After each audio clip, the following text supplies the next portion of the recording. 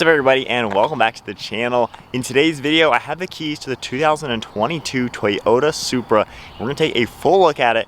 Big shout out and thank you to Carolina Auto Direct. They have a really large selection of vehicles at the current moment, which is pretty awesome to see. So this is the newest iteration of the Supra. Let's get right into it. And the model that we're looking at today is the 3.0 Premium, finished off in turbulence gray, and has an MSRP around $55,000. Underneath the hood, this Supra utilizes a 3-liter inline 6-cylinder turbocharged engine producing 382 horsepower with 368 pound-feet of torque. It's paired only to the 8-speed automatic transmission and sends the power to the rear wheels through a limited slip rear differential. And with a curb weight around 3,400 pounds and running on a 13.7 gallon fuel tank, you can expect 22 miles per gallon in the city with 30 out on the highway. And this sports car can even achieve 0 to 60 in 3.9 seconds with a top speed at 155 miles per hour. We get 4-piston Brembo brakes up front with a 13.7-inch rotor, and the rear gets a 13-inch rotor with a single piston caliper. Overall length is 172.5 inches with wheelbase at 97.2. Height is 51.1 and the width is 73 inches, and then minimum ground clearance is 4.7 inches. And then now moving on to the exterior styling with the GR Supra. This is a very curvy sports car with a lot of cool sharp lines. We get a set of LED headlights up front, and they even have 6 individual bulbs for the high beams as well as the low beams, and then a massive DRL running through the lower side of these headlights. It protrudes towards the center. You're going to see more of a cone shape right around the Toyota logo, which is a very unique aspect to the front end design, and then really sharp lines all around this front opening. You do get functional brake inlet ducts in the lower portion of this grille. Then you can see all of the mesh around it, as well as parking sensors in the front bumper. We get a trim piece over on the far right side, and then a massive satin black front splitter. Has a very nice look protruding forwards, and then we get a large opening right in the center to allow maximum cooling to the radiators. I really love the way the front end comes together, and that cone shape even flows its way right into the hood with a sharp body line going towards the front fenders. You can see just how smooth the hood is, and it is a clamshell design spanning from one tire to the next. If we move our way to the side profile, this gets a set of 19-inch wheels in all 4 corners with a split 5-spoke design finished off in the gloss black and the machine silver. Along the side, you can also see a trim piece on the top portion of the hood. It's not functional, however, it does have a sharp design. And then down below, we get a really sharp side splitter. You can see it's finished off in the same satin black. And then along the side of the doors, there's more trim pieces that have a pretty sporty design to it. It is another fake vent, however, it does have a cool look. And then we get a set of carbon fiber mirror caps with gloss black trim and an integrated LED turn signal. You can see the blacked out A-pillar, which gives the roof that floating design, and it has a very nice side profile, very short and stubby to give it that proportional performance look. And then moving towards the rear, you can see just how massive the rear fender arch is. It's very round, definitely has a very sporty look, and then the roof even has a double bubble design. And then moving our way to the rear end of the Toyota Supra, once again there's more sharp lines and fantastic sculpture. We get a set of LED taillights finished off in a red housing. Then you can see the trim in the farthest sides and a massive satin black rear diffuser. There's more parking sensors, dual exhaust, then massive fins down below, and an LED reverse light right in the center. Backup cameras in the center, then we get Toyota and Supra, and a very nice aftermarket carbon fiber wing. So there's a full look at the exterior design with this 2022 Toyota Supra. Very sporty looking, of course I love the design, all these sharp angles and the massive curves. Really cool looking car. We have Toyota's key fob, you get a cool little red stripe. You can automatically lock it. It does have the smart key function and power folding side mirrors. But if I go ahead and grab the door handle, it unlocks, the mirrors fold out. We can check out this interior. Supra premium models are going to feature a black leather interior with a little bit of silver, black, and then carbon fiber trim. Moving to the door panel now, finished off in all black. You can see the leather material on the armrest with just a little bit of padding. We also get this gloss gray with a little bit of a grab handle. We have window controls and mirror controls and your release handle with lock and unlock. And then just a little bit of storage down below with your trunk release. We get Toyota Supra written along this aluminum door sill. And then all of your power controls for the seats on the left side. You can adjust your lumbar as well as the bolsters. And then we have 2 different settings for memory seating. You can see the contrast stitching with the black leather design. Nice bolsters in it. Same with the back. And then more stitching and a cool design running up these backrests. We get a nice silver trim piece, single piece backs to give it a nice sporty design.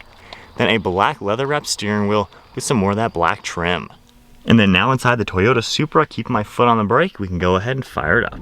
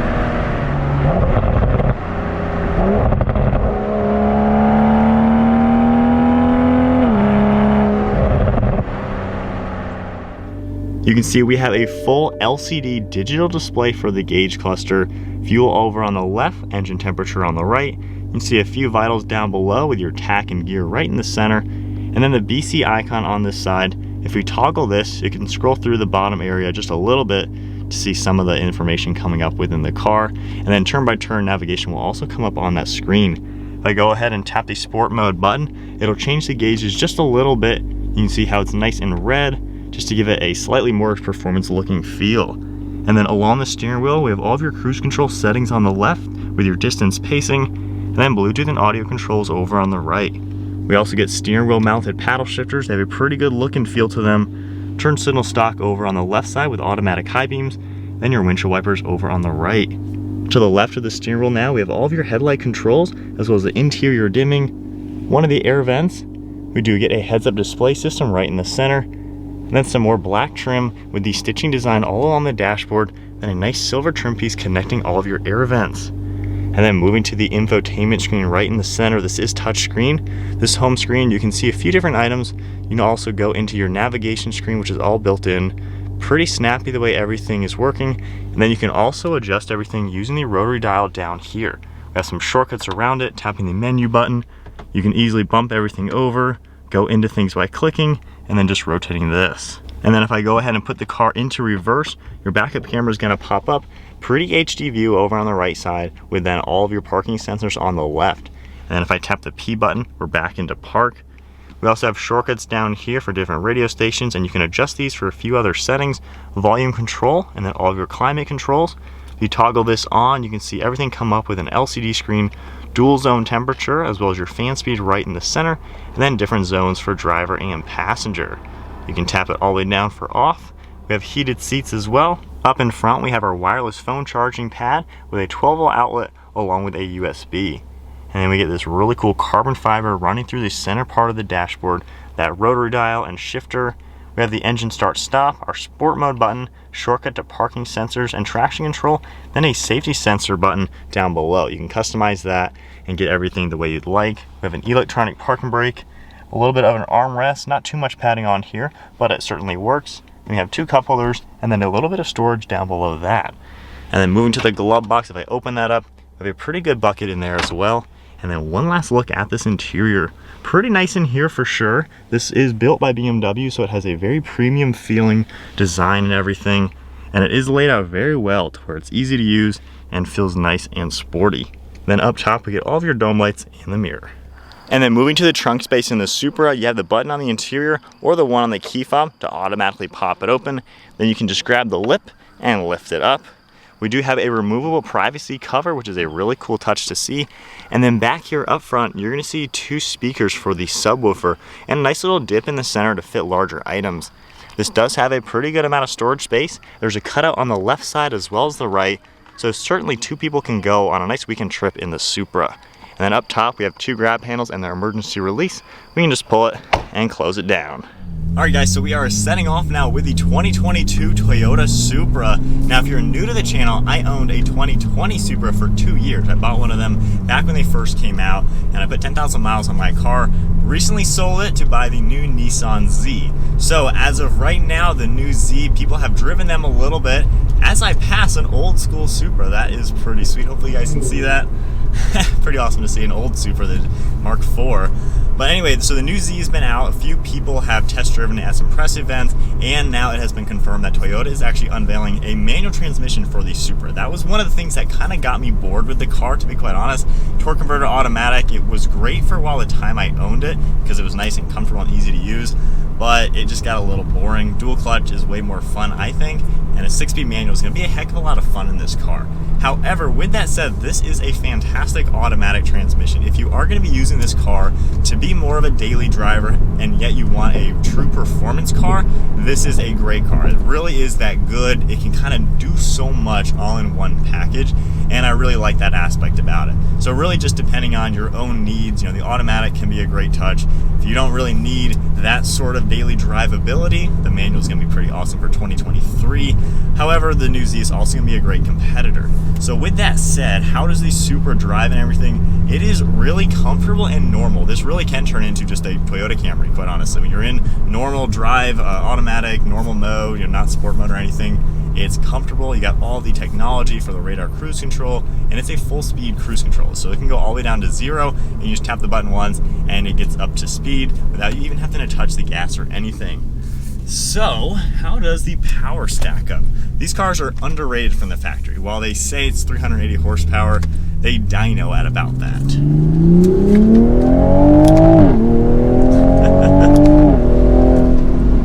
Man, it is very, very smooth with the power delivery. Now, my 2020 had a little bit less horsepower. It had a smaller turbo on it, and it didn't quite have the top end. These new ones, 2021 and then 2022, and I would assume 2023, the top end is much more there, and it doesn't quite hit you as hard in the down low torque, but I think it does make it a little bit smoother to drive.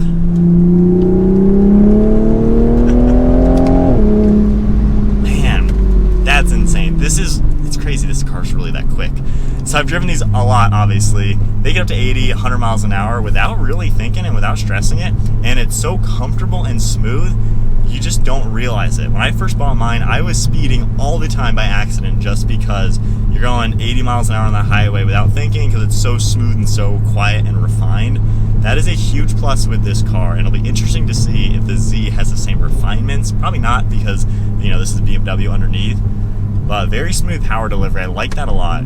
And you can modify these a ton. My car had 500 horsepower with just basic bolt-ons and a tune.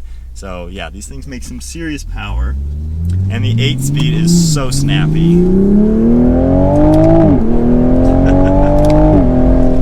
Gosh.